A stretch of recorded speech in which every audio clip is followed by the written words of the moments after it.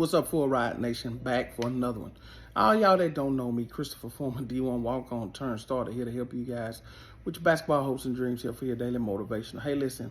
So I just made a video the other day talking about Gilbert Arenas saying that certain players, if you were not basically a star in the NBA, you're not qualified to be a scout for an NBA team because you were lazy.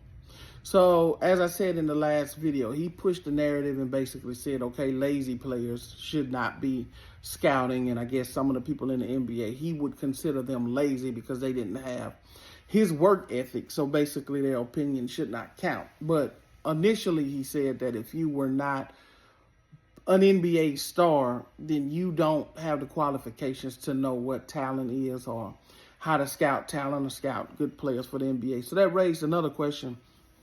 Who is qualified to help you get to the next level, whether that be from high school to college to the NBA? Does that person have to have played at the level that they're trying to get you to?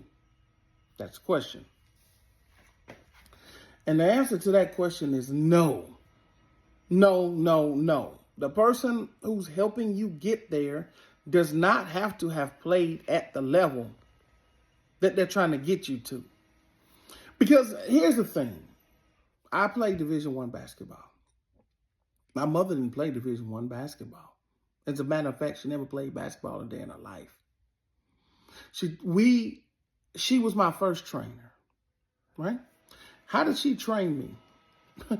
By watching the game. And she had a book, and she would read the book. We would go to the park, and she would read the book. The book would say, hey, jab, step, drive. Wasn't these trainers, and I have nothing against trainers. I have something against the trainers that are charging an exorbitant amount of money, and they really don't have a care for the kid. Because it's not even about if that trainer has played at the next level, because you don't have to have played at the next level.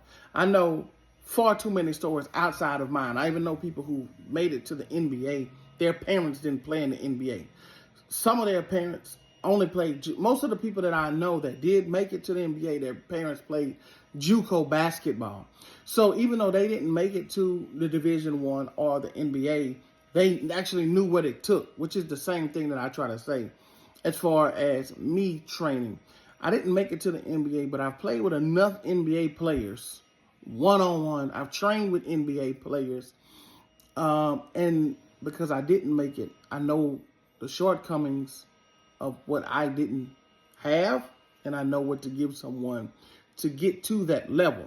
So a lot of the people that I do know that made it to the NBA, their parents didn't even play at the Division I level, but they knew what they didn't have, and they were able to give it to their kid and get it there. I mean, a primary example would be someone like a Steph Curry. His dad did play in the NBA, but his dad was more of a role player. But you see Steph Curry, and his dad gave him everything he had because his dad was a knockdown, lights-out shooter.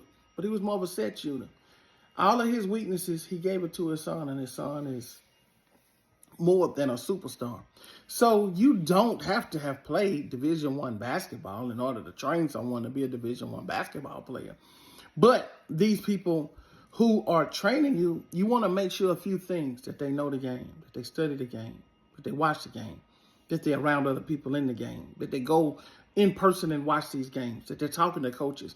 See, it's about your love for the game. It's about how far you and your parents want you to go and how much work you're willing to put in is going to make the determination. And also this whole getting to the NBA thing. There's a lot of politics that come with the NBA, so it's not as cut and dry as you think. It's not just, you have to just be so good, because I know very, very good players that were better than NBA players that didn't make it for this reason or that. So it's politics involved. So you have to understand that it's politics. You have to understand that it's a game within a game that you're going to have to be willing to play to get to the NBA, because it ain't going to just be, oh, I'll just show up and slaughter everybody. You can do that. You can show up and beat everybody and still not make it. It's still other factors in it. So that's why I have an issue with what Gilbert Arenas said about someone's work ethic. Just because you got an opportunity to play in the NBA and you got a chance to thrive, there's people who are better than Gilbert Arenas who probably didn't get the same opportunity that he got. to thrive and would kill him every day in practice. But everything boils down to timing and everything boils down to opportunity. It boils down to system. These coaches have backdoor deals with parents that you'll never know about, and they will make it where you don't play as much. They'll make it where you can't shoot as much. It's all kind of stuff that goes on this next level that a lot of you guys don't even have any idea about. And I don't even speak about those things because I don't want you guys using that as an excuse as to why you're not going to go work out. Because a lot of people will say, oh, well, this is going to happen. That doesn't mean it's going to happen to you. But if you don't have the basics, if you don't have the fundamentals, if you're already not even good enough to play at the next level, then those things won't even apply to you anyway. So I don't even speak on those. I only speak on what you need to do to get yourself better, to get to the next level.